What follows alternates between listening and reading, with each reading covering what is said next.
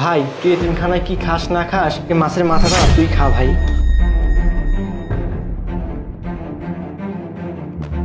এই মাছের মাথাটা ও খাবে মানে? আমার বোনটাকে গান দিয়ে ভাইসা আসছে নাকি? হ্যাঁ, এই মাছের মাথাটা আমি আমার বোনের জন্য রান্না করছি। মাছের মাথাটা আমার বোন খাবে। আমার বোন কি প্রত্যেকদিন এসে আমার বাড়িতে পড়ে থাকে নাকি? হ্যাঁ, আমি ফ্রিজ থেকে মাছের মাথাটা বের করছি আমার বোনকে খাওয়াবো বলে, রান্নাও করছি ওর জন্য।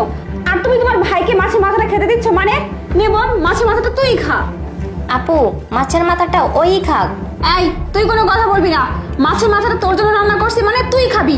তুই খা মাছের মাথাটা। ভাইয়া থাক, আমি মাছের মাথাটা খাবো না, আমি এতিমখানায় যাই খাবো।